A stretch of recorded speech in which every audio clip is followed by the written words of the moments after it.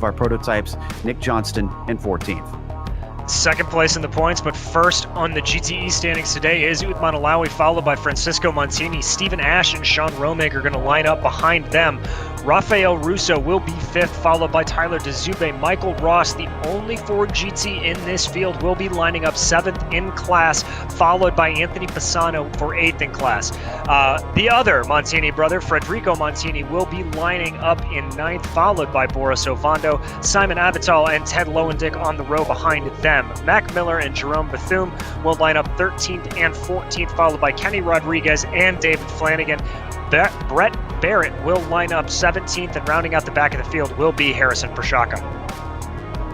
As you'd expect with it being a night race here in Daytona, it is actually relatively cool, and it's only 80 degrees Fahrenheit currently on the track surface. So warm, of course, for a January night as they have it set, but still should be very grippy for our drivers. And let's not forget, this is going to be a very thirsty track here today for these LMP2s. So you have to wonder if anybody's going to start playing games early, tucking into somebody's draft. I certainly think they will, Joe. In a couple of the series that we've covered thus far, we've seen a lot of guys just holding back along these long NASCAR corners, trying to get as much of that draft as possible and save a little bit of fuel. I think that's going to be a good strategy for some of the guys that may not have the pace to win outright. And don't forget, on that pit strategy, they do need to maximize their pit entry. Anybody who's watched NASCAR race here and seen how tricky it can be braking for that pit entry, these drivers will have to be right on the limit to get the most out of that sequence. But right now, Christian Eisler will have control. Will he be able to lead into the first corner and then out of the first corner, or will Ruiz try and snatch that away? Christian is long overdue for a victory. It's been multiple years at this point since we've seen the 727 at the top of the sheets come the checkered flag.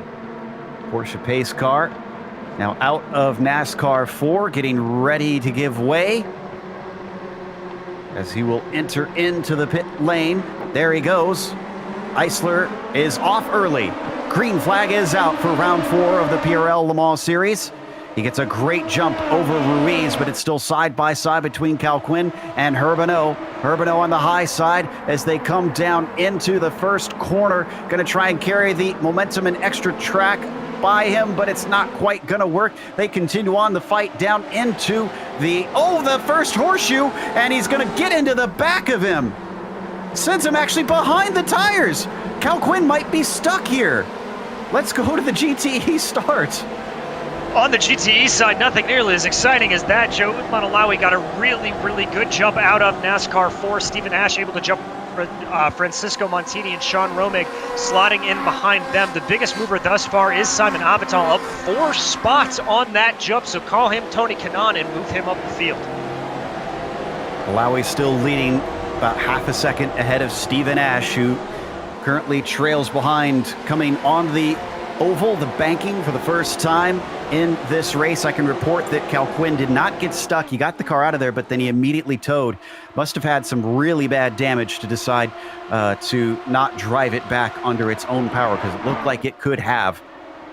Meanwhile, through the bus stop and out the other side, Ruiz still chasing Eisler, but he has not got as close of a gap as he would want. In fact, I think Herbino has got a better shot at taking second here. Herbino on a really big run here, coming through the corner. Let's see what he has as they straighten out here. Herbino out to the outside. Is he going to be able to hold the line and keep it around as they cross over the timing and scoring line? Herbino keeps it going. He may even have a run on Eisler with the speed that he's got. It was close, but he didn't quite have enough straightaway. Herbino drifts a little bit wide, and here comes Ruiz. I can't stay side by side. This is bringing Karl Modoff into things, going defensive. Ruiz trying to keep from losing 2 spots in 1 lap, but Modoff is strong around the outside. Look at that power move. Absolutely amazing move from Modoff, really putting the pressure here early and trying to see what he can do. There you see as they go in to that second horseshoe, everybody keeping it nice and early, but Wolf starting to press his luck on Ruiz as well. So that gives Modoff third place. Eisler's liking that. I'm sure he'd want them to continue to battle amongst each other so that he can continue to try and break that slipstream that he is giving to those behind. Otherwise, he's just going to be pulling a train and wasting more fuel than all those behind him. Down onto the backstretch for the second time in this race. Eisler's exit out of the bus stop will be critical. It will be, and here comes the exit. Is he going to be able to stick it down? You can see all of those beautiful LMP2s just taking that corner so well. Not the best. No, Eisler gets a good one. It's Herbino that's not the best one. Is there you see that is Ruiz closing up behind Modoff very quickly. I think Modoff's got a good shot at things. What about Herbino, though? I think Herbino might have the lead up to the high side, not defending. Christian Eisler opens the door, but Herbino doesn't take it. No change from Modoff and Ruiz as well. And there you see Byron Daly, the guy we always talk about, rising up through this LMP2 field, setting the fastest lap of the race. So while these boys up ahead are battling fiercely, Daly starting to pick his way through, already up 3 positions.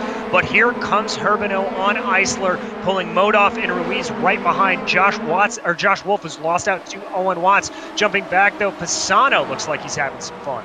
Oh, and we had a spin. Rafael Russo is off in the first corner. He was in a side-by-side battle, and he should wait patiently, but he comes back on, and that is a spinning car, I think, in an unrelated incident behind him, Brett Barrett. We're going to check out the replay here of Rafael Russo. There you can see side by side going into the tri-oval. They're going to come out here, puts on the binders in that Corvette, tags almost a hair of the inside, just carries too much speed in there, Joe, and that car goes spinning. An unfortunate mistake when he was battling for a top 5 there before he spun. Otherwise, everybody continues on without hitting anything, thankfully. As we come back live, no change for either of our leads. Eisler still in front of the LMP2s. Alawi still in front of our GTEs. Oh, but we might have a change for the LMP2s. Here comes Herbino, and he's a lot closer this time. Eisler does hold the bottom side, and he's going to have his other teammate with him. Oh, no, and he gets hit! That was Modoff getting into Christian Eisler. He gets spun around. He keeps going as 2 more cars battling go by him. That was Daly and Wolf. That was for 5th place. Oh my goodness gracious, that's got to be some heavy damage to Christian Eisler. We're going to check out the replay right here. So there you see that's Herbino coming up behind and Modoff right behind him. So watch this. Modoff just has an incredible amount of speed, goes to the outside. I don't think Eisler thought for a second that that was going to happen, that he was actually going to make the move on the outside, move back up to that line once he had let Herbino through, and bada bing contact, Joe. Yeah, it looks like he slows because he wanted to let him through and didn't realize he had more attackers coming. And then that was Ruiz behind it all, watching them all make contact and spin.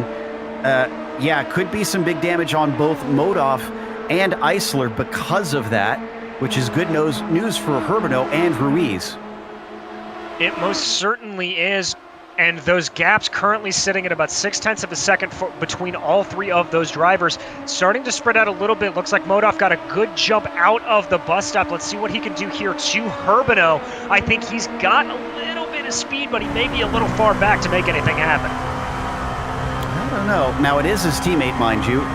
So Herbino might not play too rough here and just let him make the pass if he gets the run. Or Modoff might not even make the pass.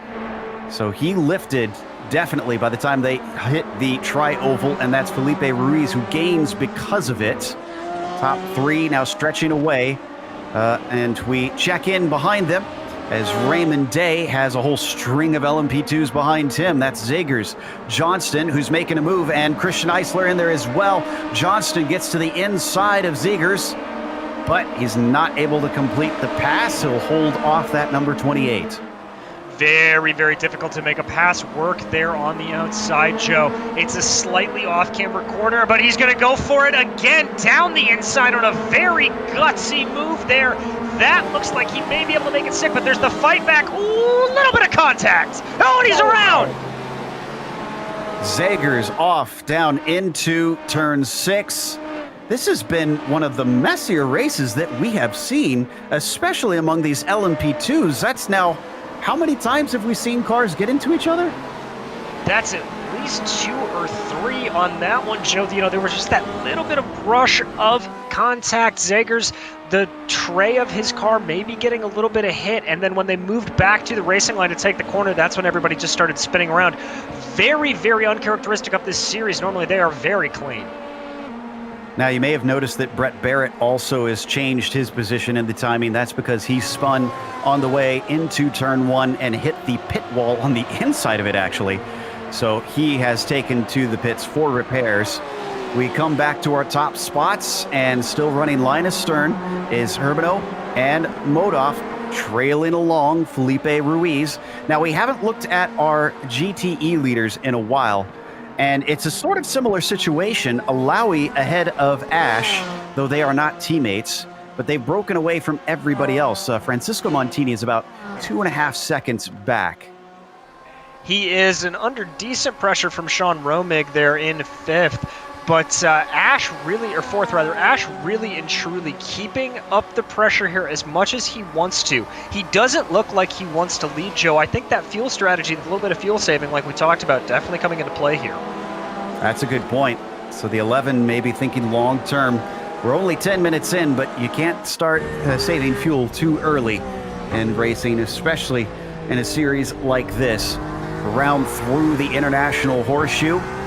Ash just watching, seeing if he could deny Alawi a win for the 4th time. Ash on a single victory. And then the other drivers who have won so far this season is Michael Ross and Boris Ovando. Interesting stat about Boris, though, is he won the first round and he hasn't finished a race since then.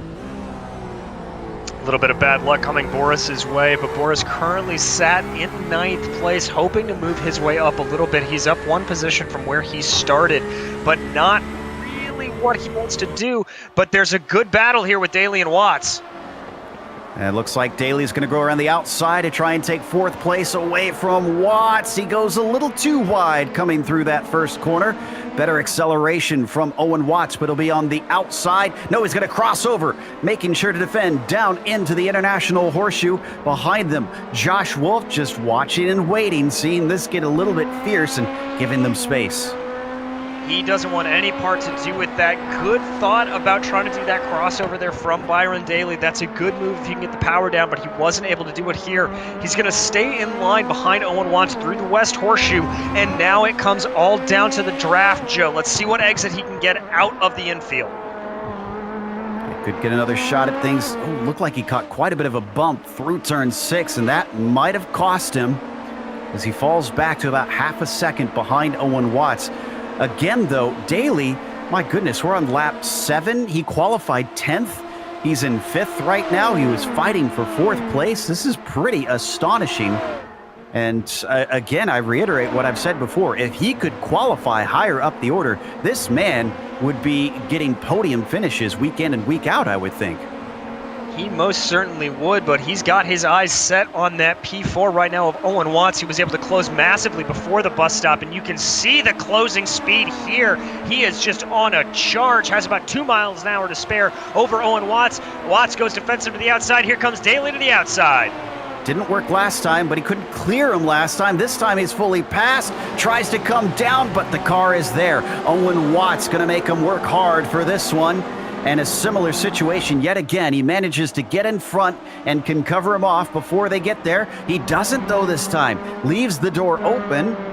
And fortunately for him, Byron Daly can't capitalize on it that time through. Absolutely amazing use of the brakes there for Owen Watts. I didn't think for a second he was going to be able to get that car slowed when he started to dive down to the inside of Byron Daly, but absolutely did. Now, once again, we talked about Joshua Wolf as we ride on board with him. He is in the popcorn position of all of this, just watching and loving every minute of it. Down in the GTE class, Tyler DeZube is towing along Romig and Avital. Now, are either of them interested in passing? Well, Avital is. He's going around the outside of Sean's number 71, but he's not able to get both of them as they break for the first corner. And taking it past that pit exit moves Simon Avital into the top 5. great faith there from Avital on Sean Romig, just knowing he's not going to run into the back of him. Very, very good to slant in on that letterbox position. He's going to be having a good run here. Avital currently your big mover in the GTEs, up 6 positions. So kind of a similar situation then to what we saw with Daly, up about the same number of spots here in the same number of laps, 13 minutes into the race currently, which I think that other battle is getting hot once again. Down to the inside, Byron Daly almost loses the car. He was sideways, side by side with Owen Watts, and now he's got Joshua Wolf climbing all over his rear wing. He does. Wolf has a look to the inside, but thinks better of it. Joe, what happened there is that Daly started to go down to the inside. We jump back to a replay here to show this. Daly has a look. So here you go. In this closing moment, I was watching this. I thought for sure Joshua Wolf was going to be the one to capitalize. But there you see Daly down to the inside and then tries to get the car turned. Those front tires just lock up on him. He is completely in a skid. Good job to recover there for him. But he's going to lose a couple of tenths out to Watts, but still in that draft. My goodness, saving any sort of car in that corner is tough. But doing it in an LMP2 and keeping it from snapping completely around the other way, Byron Daly gets my respect for that one. Didn't get the spot, but he's still racing. Now, if you're looking at the timing screens and seeing, oh my gosh, it's 1/10, 2/10 between the leaders, don't worry. Herbino and Modoff are teammates. They've been racing in formation since they've come together like this in P1 and P2. They are still bringing Felipe Ruiz with them, but we don't expect much in the way of action until now, actually. It looks like they're going to swap spots. Modoff going underneath Christopher Herbino. Yeah, Joe, I was actually about to come on and say I would think they would do this at some point, let Herbino take advantage of some of that fuel save if he is able to, and that's exactly what they did. Now, Felipe Ruiz here is also in a really good position, being able to watch both of them. He is just absolutely wanting to stick to their bumpers, but not push too hard. That'll come in the later stages of this race. Right now, it's all about how much can you lift on the straightaways through those big NASCAR corners and save fuel. Now, did we cover Avital getting past Zube up into fourth? Because he's already managed to get himself to the front of the trio that we saw him with before. As they head through the bus stop, there, that is the teal and black number 20 of Avital at the front. But it looks like he got a poor exit. Zube may try to take this one back. He may, Joe, and this is one of the things. If there you see Avital going defensive, almost letting him by, I think he knew he just didn't have the run there, didn't want to compromise too much. Now you can start to see it as they get into clean air. Those two Porsches very, very good in a straight line, maybe a little bit of setup difference there, but Sean Romig starting to take a look here. Breaking deep down into the first corner. Avital is able to defend. Almost looked like Simon maybe gave a little too much speed up to the tri-oval and has paid for it. I thought he would have closed back in on Tyler Dzube, but he gives the spot back to Tyler. He is now in P4. This threesome keeps going. Will they split up when they get to the pit stops? That is the big question. Are any of them saving enough fuel to try and leave the others behind? Well, that'll be the question, Joe. And as I said, we have seen on a couple different runs here, the overcut can work, the undercut can work. Pretty much any cut you want to take can work. It's just all about coming in fast and clean into your pit stall. So that's what the decision will be. I just noticed that the battle between Watts, Daly, and Wolf have got some friends now. Nick Johnston and Raymond Day have made it a 5-car fight for fourth place in the LMP2s. On top of it, they're coming up on traffic in the GTEs. This is Russo and Pisano. Well, the good news for him is that they caught him at just about the right time, being able to get the passes made here on the big sweeping NASCAR 1 and 2. So they're able to go around. You see those guys kind of popping out and popping back in, trying to take full advantage of the draft. So it looks like Watts and Daly are going to be fine. Wolf has to compromise his braking zone a little bit. Johnson has to come in. Very shallow contact with the GTE. That was Anthony Pisano, who unfortunately saw some of the paint leave his car, and he flashes his lights in displeasure at Johnston. Going to check out the replay here so you can see this. This is Johnson in that black and pink machine coming up behind Pisano. So here you see it down to the inside, just trying to go, gets a little bit of a toll from Joshua Wolf, doesn't want to lose that position. Joe, I mentioned it before, there is only one line through that bus stop, and Johnson being very, very aggressive with that GTE. And am I remembering correctly that Johnston was the one that had a similar sort of brush with a car into turn 3 at Road Atlanta? Yes, I believe he did. So we're seeing a bit of a trend here from Nicholas Johnson. Yeah, drivers making a mental note about him and his driving apparently from here on out, I'm sure. Meanwhile, through the Western Horseshoe and heading around the Corvette of David Flanagan. Oh, catching a really awkward place. Watts manages to get through, but look at how much this is going to slow up Byron Daly. In fact, the car can't get the power down cleanly. A whole lot of wheel spin for the number 6. Costs him so much time. And the same was true there for Joshua Wolf. Wasn't directly behind him, but Daly checking up a little bit, forced Wolf to check up as well, right up a little bit farther into that NASCAR corner than he would have liked to. And Joe, if you see all of these cars that they're passing and you're thinking, wow, that's a lot of Corvettes, as we go to Dzube and Avital. I think Avital was gaining, and then he just immediately lifted as soon as we popped the cameras over here. So Dzube is going to hold on to that 4th spot. They were pulling away from Sean Romig ever so much, and then Romig seems to have gathered it back up in the braking for turn 1. Yeah, that battling really does not help you when you're looking at lap times as we watch these 3 Porsches working their way through the horseshoes. There you see Montini just ahead of them. But what I was saying very quickly, Joe, is that we're seeing the Corvettes today really not having luck in these GTEs. It is an absolutely dominant field from these Porsches, 1st through 6th, all Porsches. And Anthony Pisano has retired. It's been a very short and angry day for him. He got hit by Zegers and actually wound up on top of the tire stacks. The car was stuck up there. This seems to have been maybe about 2 or 3 minutes ago, so I'm not sure if we'll be able to get a replay, but a very strange incident. Yeah, very strange, and Anthony voicing a little bit of his displeasure that I think he is rightly entitled to, as a very, very rough day for Anthony. As we come up to the leaders in the GTEs, Alawi ahead of Ash. This is about how it's been for the entire race so far in the GT cars. They've pulled out to, wow, 6 seconds ahead of Francisco Montini, so clearly some incredible pace from our leaders.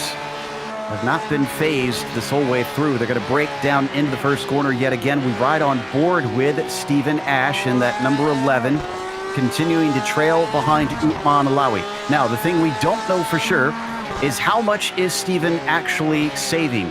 Is he pushing his hand, or is he cruising back here? Well, I have to imagine that it's a bit of a mix of both. Is that battle we were watching earlier with Daly and Wolf heating up. Daly trying to hold on to that position, and he does, getting around Mac Miller in the 10th place Porsche ahead of him. Wolf having to dive to the inside of Mac Miller, and he can't quite get the power down coming off, so both of them slightly compromised coming from the International Horseshoe. They're able to continue on. Again, this is the fight for 5th position in the LMP2 class that we're watching. 22 minutes into this race at this point, on board with Joshua Wolf as we head on to the oval portion one more time. And that car ahead of them, Joe, that is Owen Watts. He's been able to pull out about a 1.3-second gap to Byron Daly. A little bit of traffic playing into that, but something to keep in mind, the maximum draft effect here is about 1.5 to 1.8 seconds. So Daly will still be able to take a little bit of a piece of it, but not close enough to make any sort of move. And just ahead of them, that's a fight for position in our GT class. That's Ovando still trying to make up positions from his poor qualifying, with Michael Ross just ahead in the Lone Ford GT. This could net him 7th, as They come off of the banking. They're going to be joined by Byron Daly. Now, I think he'll be able to get around pretty cleanly here. Just buying time. Just barely, and there you see Michael just anticipating. Oh! I'm not even sure what happened there. Everybody getting offline, and Johnson almost getting a little bit more of contact with Ovando. I think Ovando just outbraked himself and all that was going on. Thankfully, great heads up from the 26. Managed not to hit anybody. Didn't even really lose too much time. Just had a real scare. So everybody able to breathe a sigh of relief and keep fighting, but the traffic is starting to get thick. It very much is, and Joe, it's very similar to Road Atlanta. There are perfectly wonderful times to catch traffic around this track, and then there are times that puts your heart in your mouth, and anything through this infield section is one of them. Is there you see down to the inside. Ooh, able to make it through there as we've got just absolute traffic conundrums all over. And the traffic has swung the other way for Owen Watts. Byron Daly, remember you mentioned he was well ahead of him. Well, now he's on the attack. He's managing to close up to within about 0.2 of a second. Oh, and side by side down into the bus stop. Looks like that one is going to come out with Michael Ross ahead of Dzube. It is. There you see him able to hold out, but that top line, straight line speed of the Porsches coming into play here.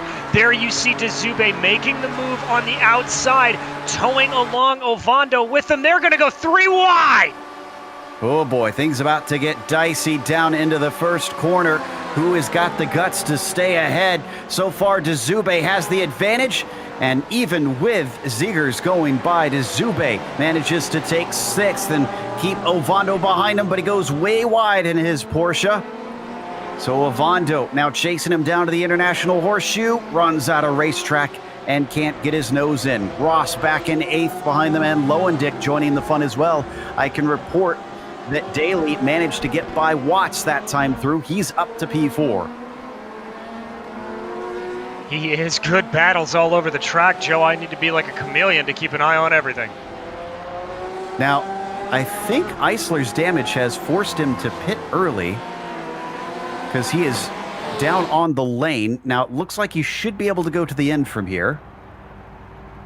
He should be, Joe, but he'll have to do a little bit of fuel saving, I think, just a hair of it. But Eisler needing to just get a little bit of that body work repaired. As you see him waiting there on pit lane, he is taking a bit of a long stop. Yeah, I'm not sure this is the right amount of time. Yeah, this is way too long. There he goes. Now he is finally moving and out. So the 727 returns last, but he is in clear track. So maybe this will help him try to make up some of that time. And we had another switch for the lead. Urbano and Modoff now have the 92 in front and the 948 in second. Watts and Daly are not switching back and forth. They're fighting side by side through turn 1. That's Watts to the outside, Daly to the inside. It's going to be door to door down into the International Horseshoe. Watts with the advantage. Daly trying to power his way the long way around, and it's not going to pay off. Owen Watts earning the defensive drive of the year here today at Daytona. Really just making this incredibly difficult for Byron Daly to get by. Now they're coming up on our GTE leaders. That's Alawi and Ash right ahead of them. This could prove a little bit of a conundrum. He's going to stay patient, and so is Daly, not forcing the issue, so they'll get to pass them on the oval, but this will obviously give a tow to Daly and might be able to attack if he wants to down into the bus stop. Let's see. Here he comes. He's got good speed. He looks like he's trying to force the issue a little bit. They're going to be side by side, and I think Watts is going to let him go. Yeah, he does not want to challenge him there, but the thing is if Watts can nail this exit off the bus stop, which he does, he's going to be in a good position to fight right back. I was just going to say that may have been too early, and Daly is going to give him a taste of his own medicine. So all along in the draft, around 3 and 4, Watts going to pop up to the high side. It's been the other way around for a number of these fights down into turn 1 between these two. Is Daly going to do better?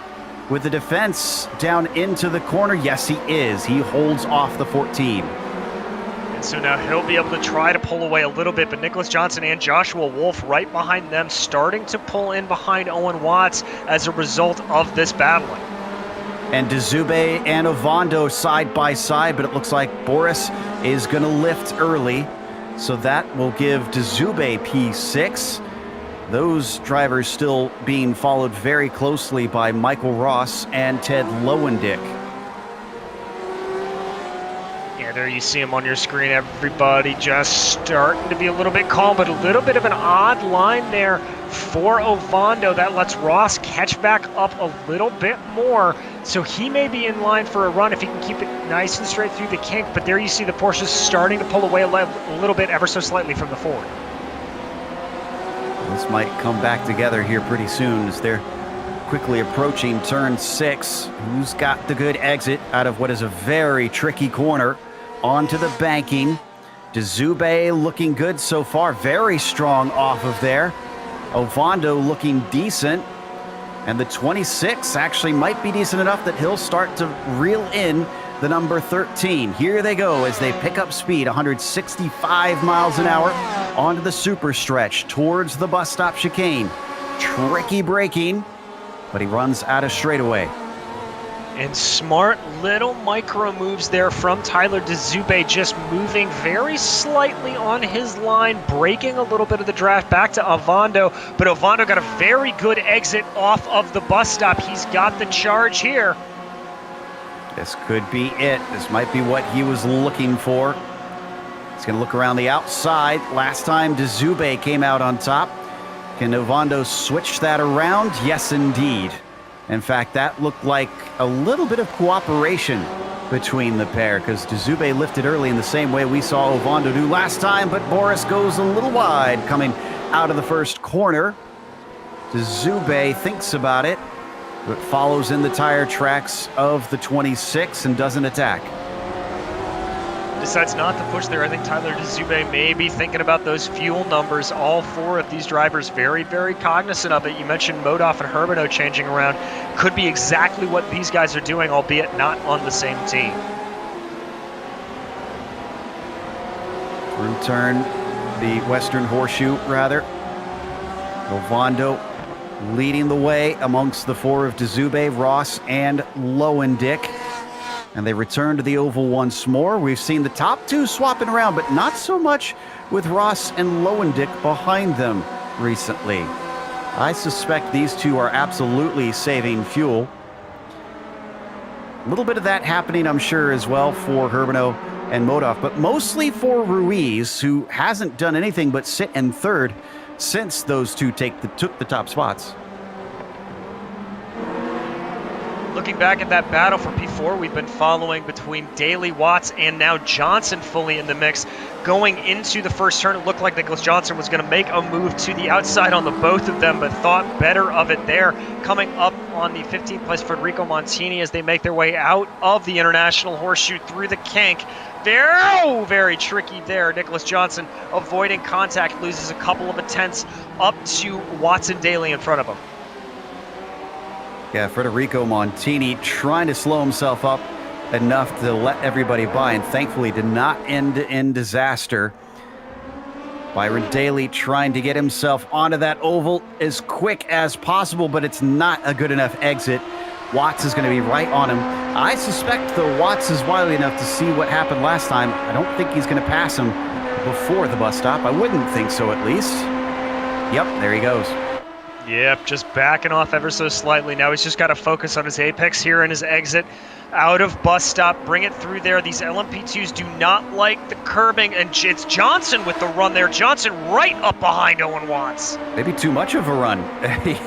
He wasn't able to get much slipstream, and yeah, you can see it takes him a long time to try and get up alongside the 14. He'll have a little bit of that pace as they head towards the tri-oval, and now he's fully clear, so jump Johnson into fifth. No, Johnson gonna break now.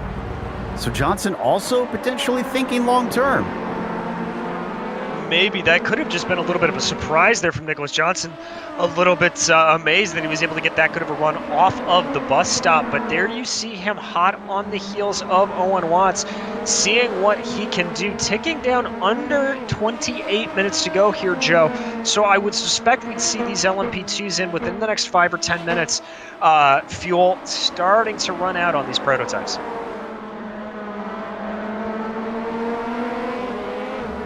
We follow them out of the Western Horseshoe once again. And indeed, we expect pit stops to be happening pretty soon. Look at the very different lines amongst our prototype drivers.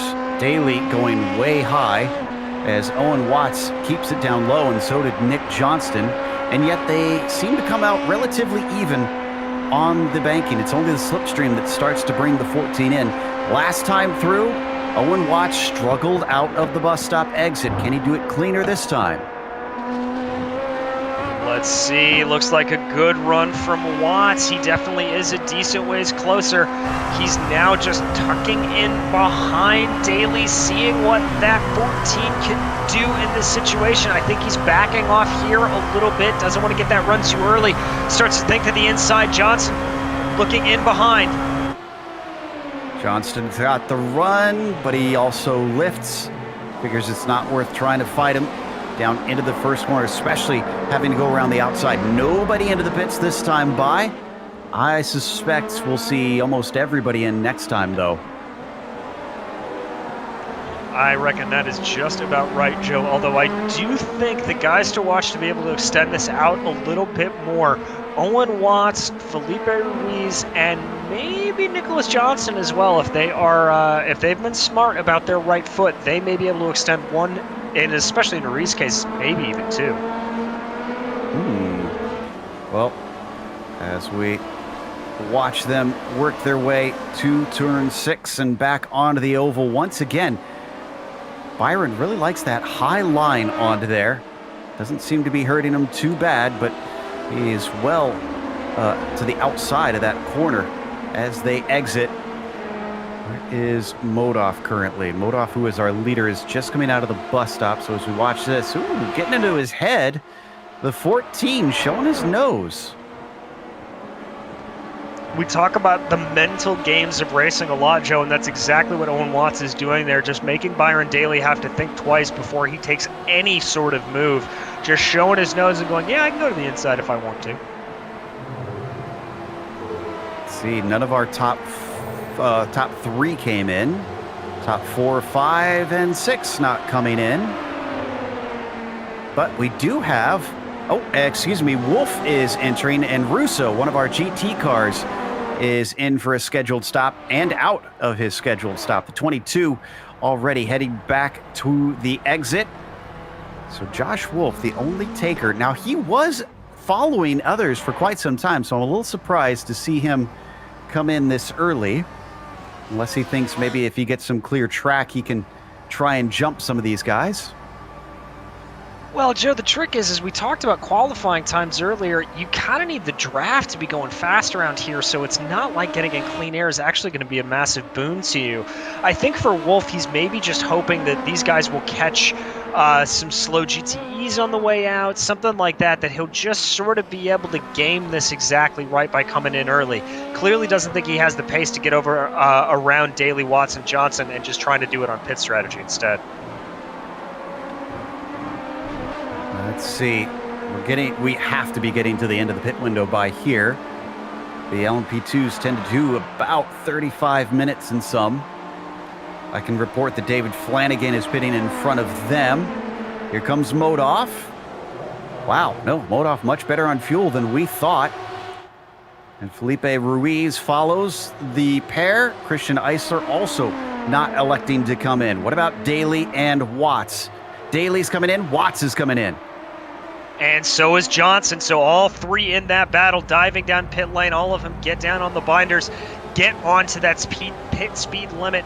Nice and easy. Raymond Day and Leighton and Ziegers all behind them coming in as well. Wow. So it's our top 3 that aren't able, or that are able to go much longer. I would have thought that they'd be using more fuel with the torrid pace that they're running. So Owen Watts trying to get his service done as quick as possible. He was relatively close to Josh Wolf, but I don't think he was close enough that we'll see Wolf jump Watts. No, as Ricardo De Matteo there misses his box a little bit, but great stop from Johnson. He's able to jump both of them. Wow. And Johnson was one of those that was hanging behind, so saving that fuel, once again, proves very valuable. They are all three ahead of Josh Wolf, who outbraked himself down into the first corner, giving up valuable time. So your new order is Johnston in fourth, Daly in fifth, and Watts in sixth. And Joe, I can report that Johnson was about a second faster in the pits than Daly, Watts, or Wolf. Really able to get down there and get out quickly. So yeah, fuel saving definitely coming into account for Nicholas Johnson. Leaders are in. Oh, mode off, pushing it a little bit too hot. I wonder if he might get a speeding penalty there.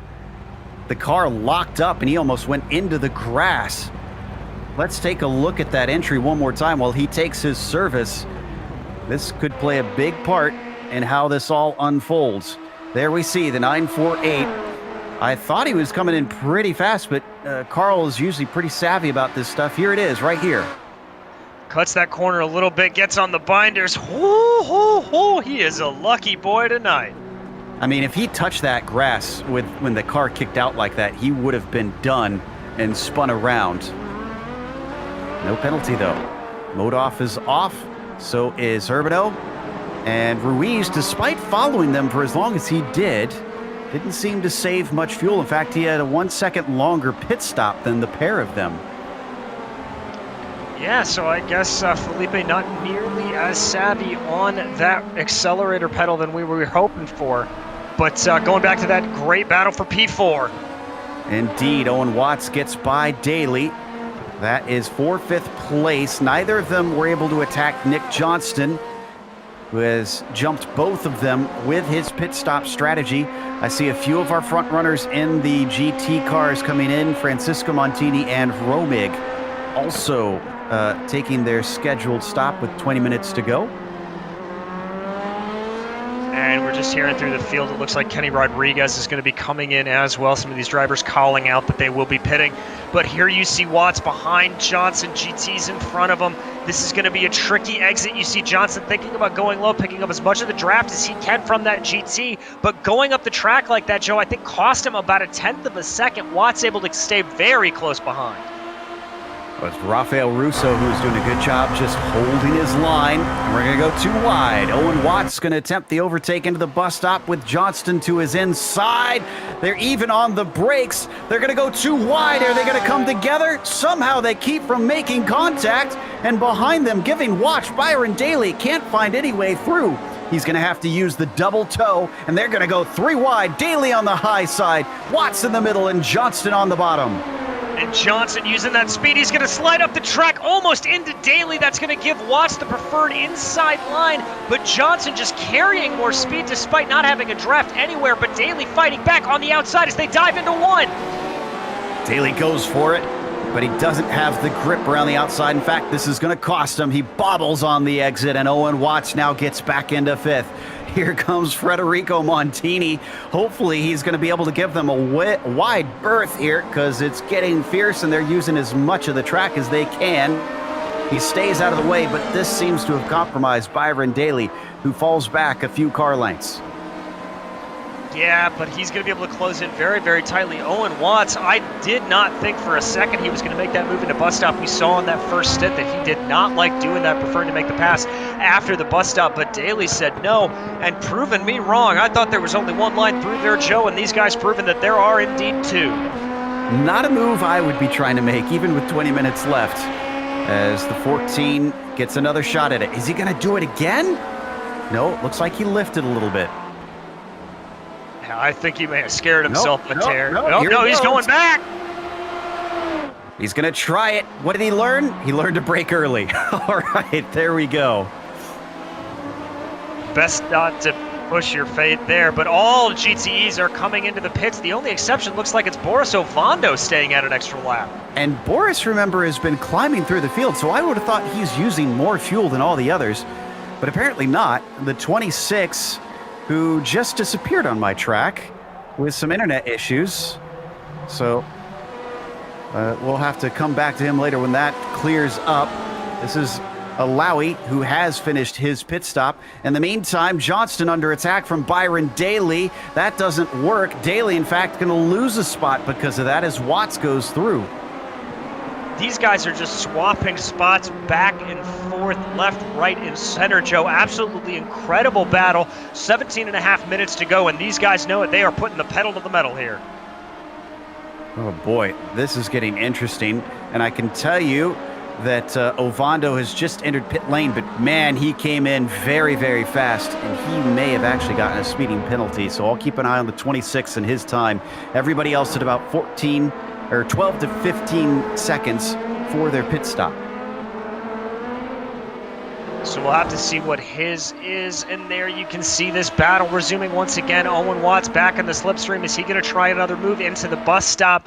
Looks like he may be feathering the throttle ever so slightly. If I'm Owen here, I don't want to make the move here. I want to try to make it on NASCAR 3, and that's indeed exactly what he does. Stays behind. A little bit of GTE traffic in front. That's going to check up Johnson as they get out of the turn. And I can confirm that Ovando is serving a penalty. He came in too hot. So sad news for the fans of the 26. Meanwhile, this fight between the 28, the 14, and the 6 has been one of the highlights of this event. Around the outside, Owen Watts thinks he's got it this time, but will he suffer? Or are they going to go 3 wide? No, not quite. Daly thinks twice on that one. Johnston to the inside, still defending on Owen Watts. And Owen can't get the job done. He's got 16 more minutes. I mean, at this point, I feel like, DJ, I would just sit back and wait for the last laps to try and make something happen here. I would be too, but I think Owen Watts has the bit between his teeth, and he just wants that position. You know, that car may be pink and not red, but he's certainly acting like a bull here, just trying to charge ahead at it. I think something's under Owen's collar, and he just wants to go.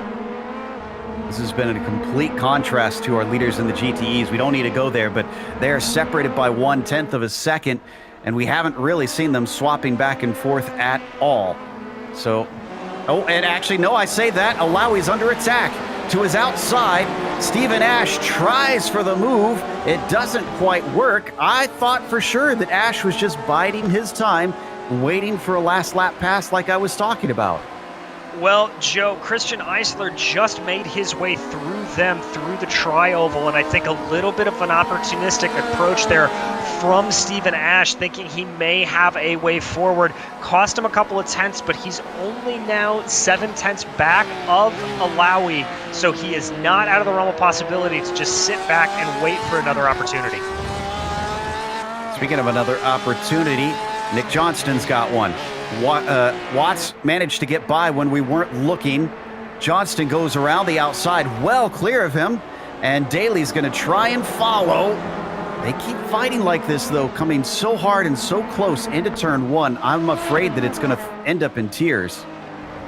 Well, they've got about 14 and a half minutes left of this battle and turning laps at about 1.5 minutes, I'd say. We've still got a fair few laps of excitement. These guys just absolutely willing to give no quarter, and it is turning into an absolutely spectacular show. That's Kenny Rodriguez in 11th, trying to stay to the outside. Some contact that time between Watts and Johnston. Just tipped into the back of that 28, but I think it's a no harm, no foul situation. No, as close as these guys have been racing thus far, I think they're just going to be happy that they're going to be able to escape the race with all 4 wheels on the road. But here comes Watts closing down. You see Johnson drifting up the track ever so slightly, trying to break that toe. Little bit of a lap GT. Watts has got a very good run here. Is he going to try to use it? Yes, he is. Here he goes to the outside through bus stop. Wider line, trying to make the pass. Here he goes. He's got it through the bus stop. Oh boy, really forced the issue. Johnston eventually having to give way, but we've seen this so many times. Johnston gets it paid right back to him as Owen Watts punches the hole in the air up in front of the pink and purple number 28. He pulls up alongside him. He's given the inside, curiously. Watts didn't really defend that one much, but they've got a gap ahead of Byron Daly. Maybe he's thinking, let's try and get away, make it a two-car fight now.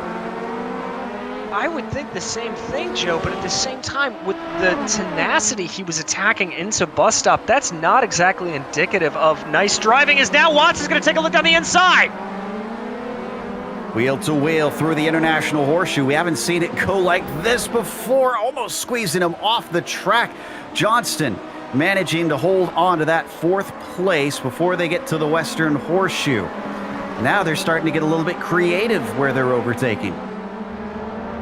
Well, if it doesn't work in the normal overtaking opportunities, you've got to try to make it somewhere else. So here they come off of that final infield corner. This is where you gather speed into the bus stop. Good run here for Watts again. He may have timed it a little bit early, not able to take full advantage of the draft, but he's still going to poke to the outside. Going to try that same move he did on the last lap, Joe. Nope, he's going to decide to pull out of it. He gets in behind Nick Johnston. Through the bus stop chicane. Johnston will give him another big slipstream coming around NASCAR 3 and 4. We're going to see this start all over again, or we're going to see something different happen here. Watts up to the high side, and then back down behind him. Gets another dose of the slipstream. That allows him to actually get overlap as they cross the start-finish line one more time. He's going to stay to the outside. It is an actual attempt at a move, but unfortunately, as he brakes, Byron Daly says, thank you very much. I'll take the inside, and I'll take P5. It really looked like Owen Watts was out of sorts all the way through the tri-oval there, Joe. When he popped to the outside of Nicholas Johnson, you saw that car wiggle ever so slightly, like it was not really used to feeling that clean air.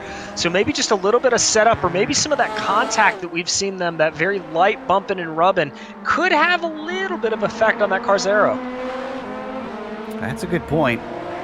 We don't know what he's feeling from inside of the thing.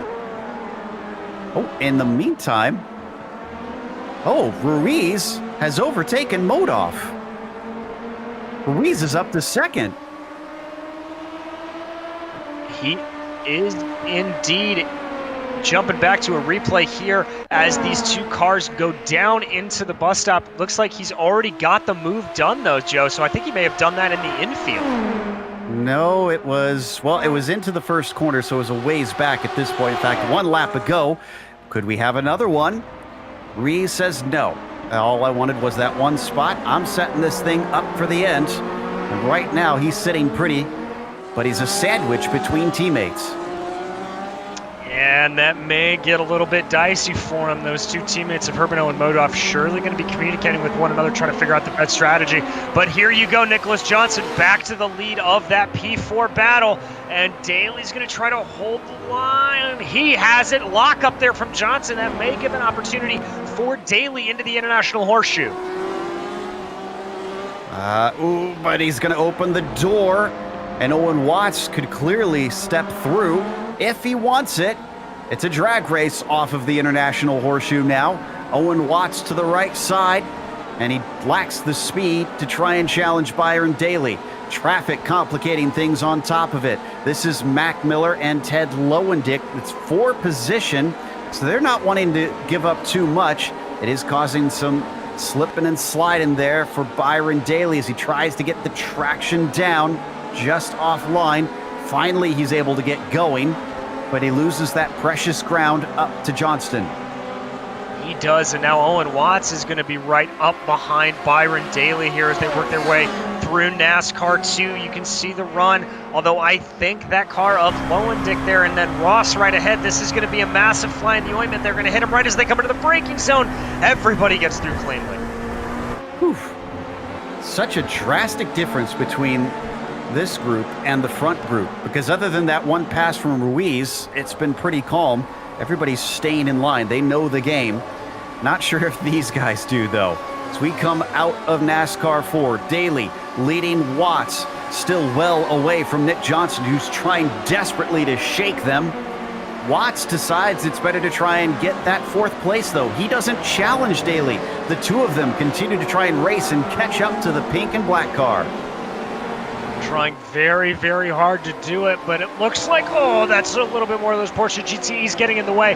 That'll allow Watts to catch up, and that's really going to compromise Daly there, coming around, forced a little bit wide. Watts right up behind his tail. Avital, our sixth place GTE driver, trying his best to make the car as small as he can. Eventually, all of the LMP2s sneak by, but now they've got two more, and it's again fighting for position to Zube and Romig. Absolutely nobody wants to give up position there. You see Johnson wanting to poke his nose in early there on Zube, and Zube not really letting him do it. Big wiggle! Oh, whoa, man! Splitting Zube, using the momentum that he's got because he doesn't want to have to lift. Daly is still on it. Can he attack down into the bus stop? He might try it. He's gone wheel to wheel with Johnston. Both of them braking hard. They're going to do it again. Side by side, but Daly gives it up early. And that's going to allow for Owen Watts. Ooh, Ruiz just made a challenge on our leader. For the first time, he had a go at it, but he wasn't successful. Yep. Under 7, and we're going to jump back to the GTE lead as well, as that has closed up very, very close. Stephen Ash right up behind Uthman Alawi. Very good battle developing here all across the track. And they just got passed by Herbino and Ruiz on top of it, so they're not going to have much before they come to the line behind our leaders. 6 minutes to go. They're only going to be about 15, 16 seconds up the road here.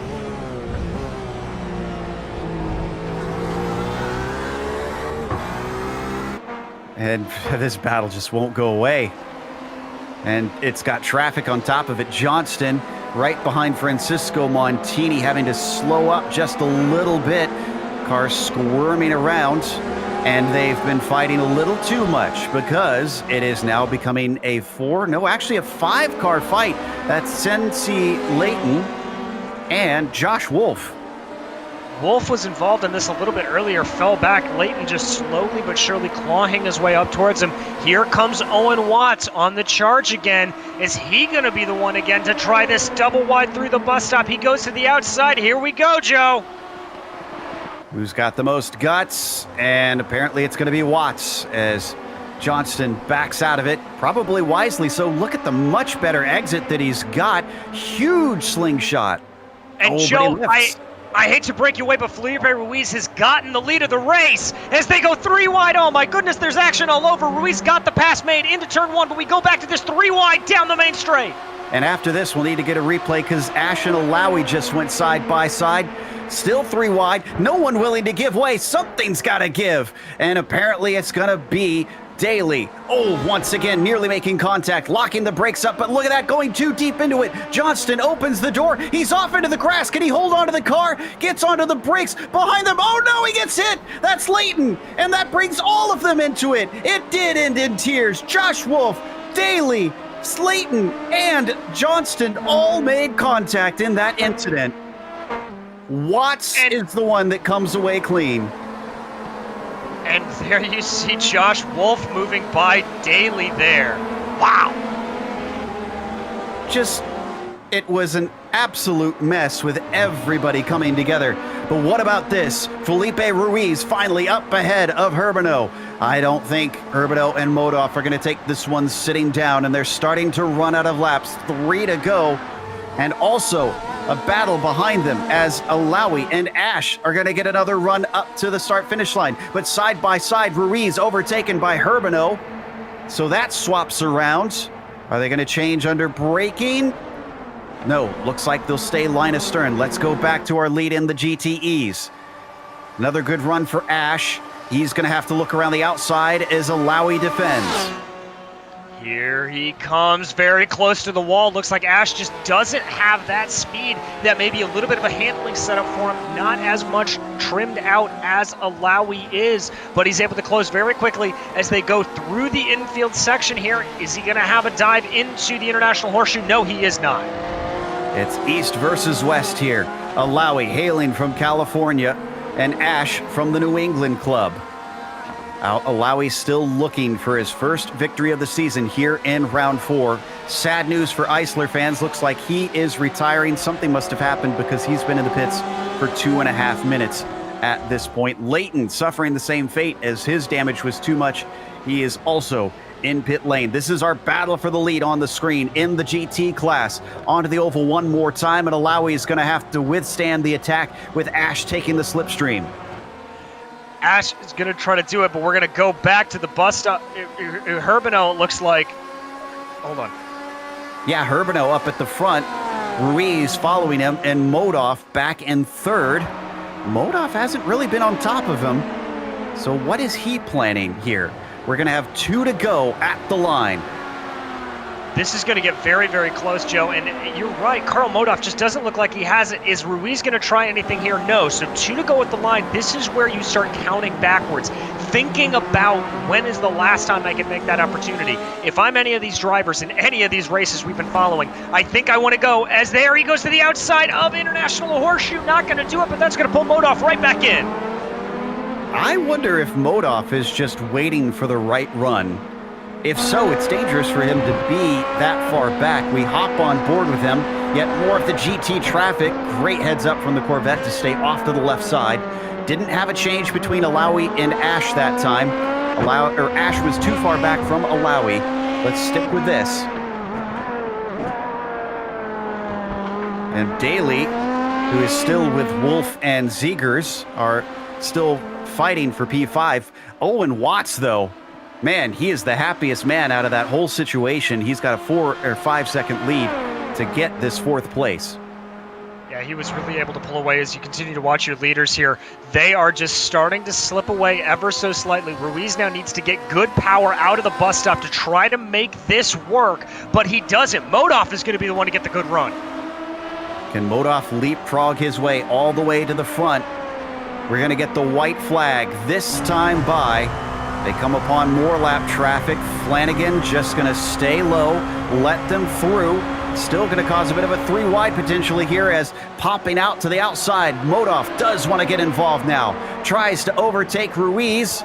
He's deep on the brakes, and he's going to box him in. Down to the inside into turn 1. Can he get the job done? No, he sends it in too hot, and Ruiz holds him off. What about Alawi and Ash? They come out of NASCAR 3 and 4. This is the battle for the lead for the GT cars, and they are taking the white flag as well, as I can see that Josh Wolf had an incident. We'll get to that later.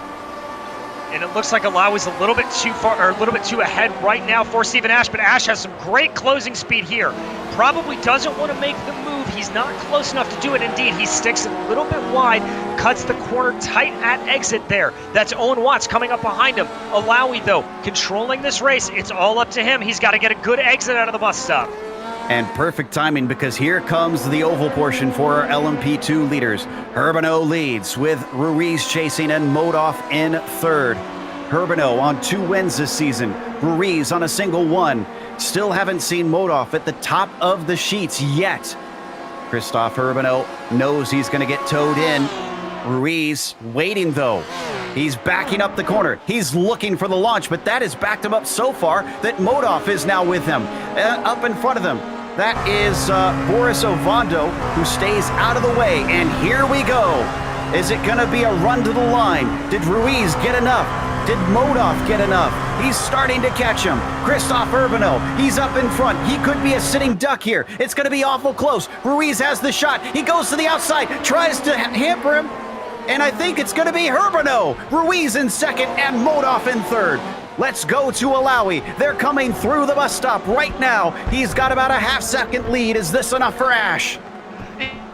But Alawi took a little bit too much grass on the exit there. So Ash coming on strong. The only saving grace here is that is Owen Watts ahead of them, giving Alawi a little bit of a draft. Here they come, straightening out the corner into the tri-oval.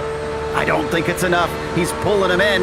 It'll be close, but I don't think he'll be fully passed. And indeed, Utman Alawi saved by the bell to take victory here, finally for the first time this season.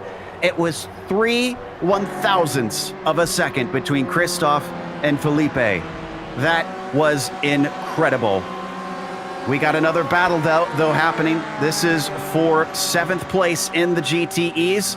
Ross and the 4GT under attack from Ted Lowendick. Lowendick moves to the outside. The top speed of that Porsche coming into play here. It looks like he has the momentum coming into the tri-oval. He's going to get the car ahead, but there you see Ross to the inside, but it's Lowendick. Oh, Ross trying to dive the car as low as possible to make it a shortest line, and it didn't quite work. Now, is this a fight here? Yeah, Bertum, one of the last ones on the lead lap, towing along Kenny Rodriguez, but the Corvette looks to not quite have enough. The Porsche is going to beat him to a top 10.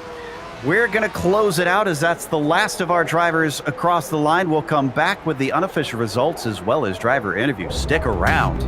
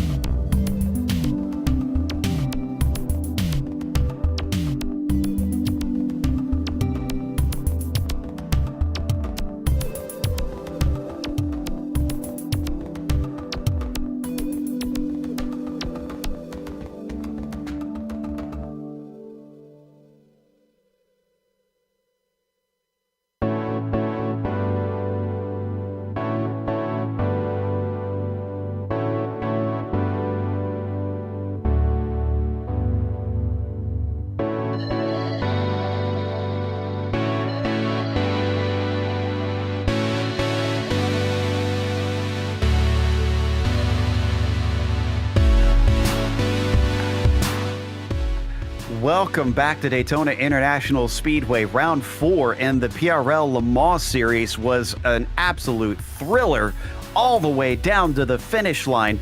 It was a race to the checkered flag, and Urbano won it out by 3/1000ths of a second over Felipe Ruiz, who took second place. Carl Modoff, who was there or thereabouts, seems to have left it a little bit too late, but he still claimed a third place, with Owen Watts managing to be the luckiest of a huge group that was fighting all race long. Everyone else around him unfortunately wrecked, and he finished fourth. Zegers took advantage of it as well, coming from 11th up to 5th.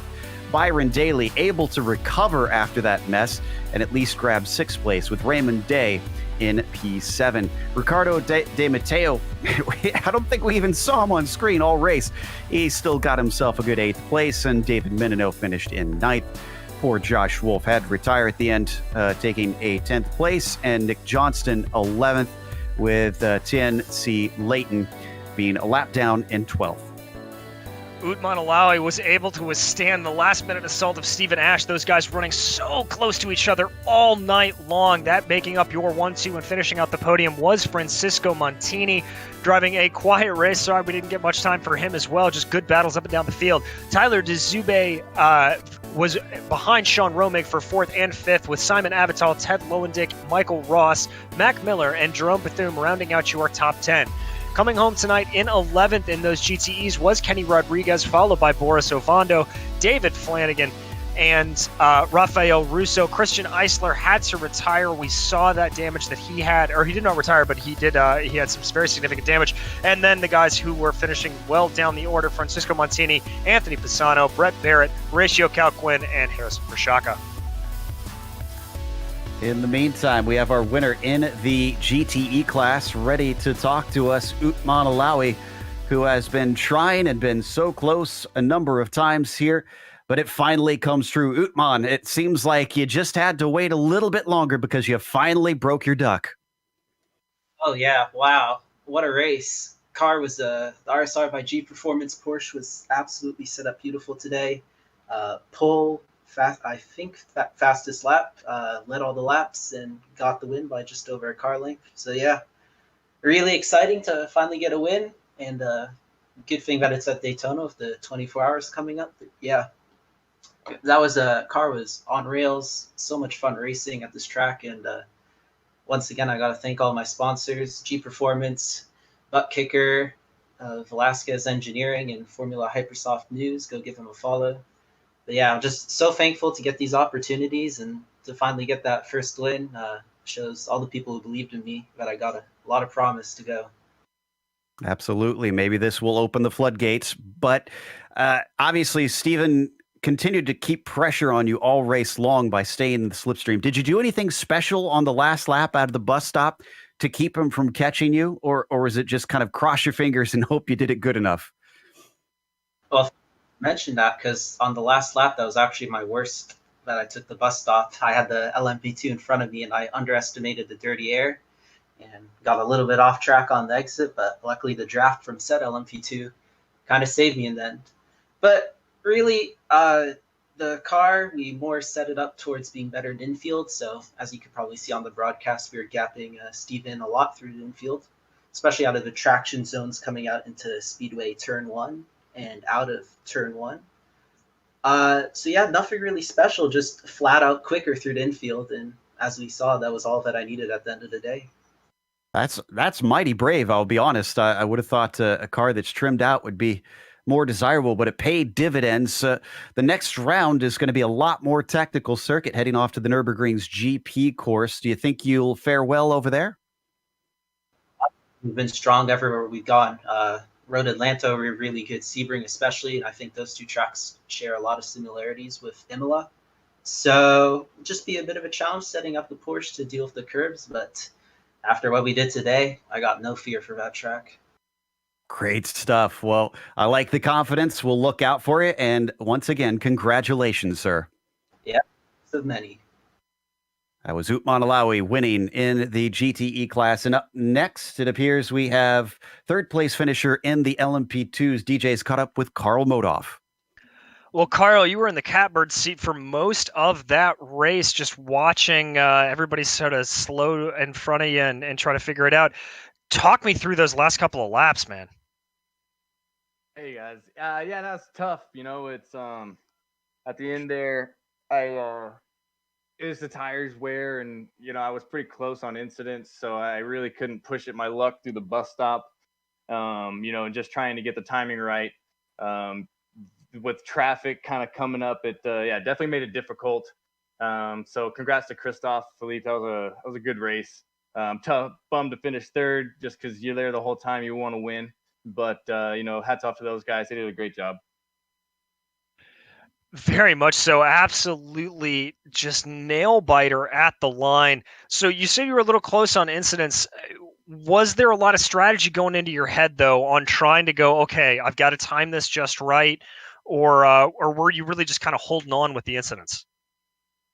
You're definitely trying to time it right. The last lap was kind of tough, just as we caught, I think, Avando, or I'm not sure who exactly we caught there going into the bus stop. So, Felipe checked up super early. I think Christoph had to check up early, which kind of threw my timing off, because I wanted to check up early and get around those guys. And then when they checked up early, all of a sudden now the spacing entering the bus stop is off. So, I had to downshift to third gear because I wasn't able to roll fourth.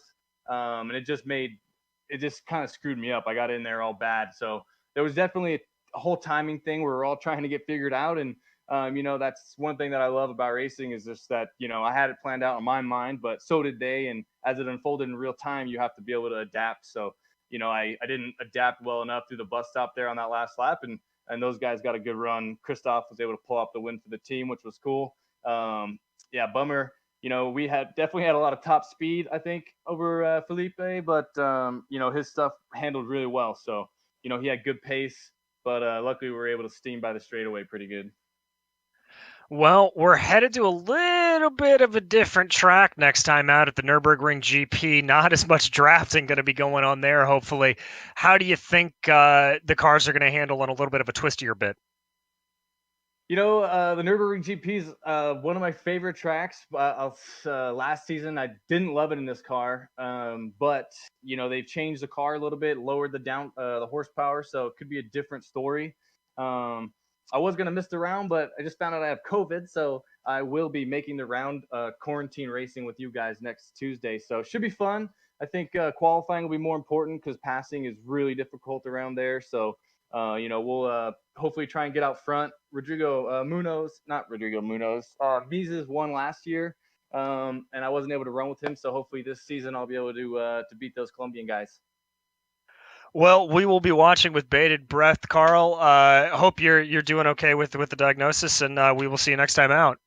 Absolutely. Thanks, guys. I'm fine. And I just want to say thanks to Move Up Transportation Solutions, Freedom USA, Race Factory, United for Kids, and our apparel company, Get Stuck. Thanks to all the announcers and broadcasts. Thanks, guys. Appreciate it. Thank you, Carl. And now Joe Peak has caught up with our second place GTE driver, Stephen Ash. Stephen, we heard the other side of the story from Utman about leading the way. He said that he set up the car for the infields. Did you take the opposite approach and trim out the car? How's it going, guys? Yeah, I think we had a pretty neutral setup on the day. Pretty good in the infield, but also pretty good on the oval. But yeah, I mean, Utman, he was fantastic off the corners today, which really made it difficult to catch up to him in the straights, and I had to push a lot harder than I thought I would have to. Didn't really get to save as much fuel as I would like. Actually, saving fuel saved me in the pit stop because we got separated just before the stop with some LMP2 traffic. So it's a slightly shorter stop from me allowed me to get back in his draft. But yeah, great race overall, and happy for him to get the win, but definitely a little bit disappointed in myself. Well, did you think that there was anything that you could do to try and challenge him for the victory on that last lap? As we tend to expect stuff like that here at Daytona with the slipstream. Or did you kind of know based on how the race went that it was just going to be too far away to really seriously take it to the line? Yeah. I mean, Utman definitely had big pace today, but I thought there was definitely a chance I could have got him.